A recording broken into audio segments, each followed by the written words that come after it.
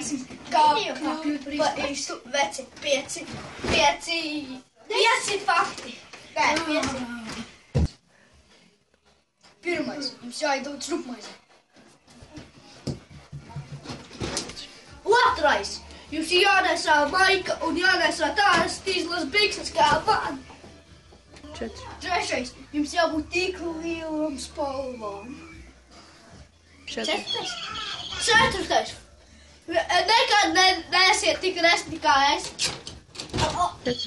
5. Jums jābūt labiem dzīvniekiem. 6. Jūs nedrīkstat taist saldumus.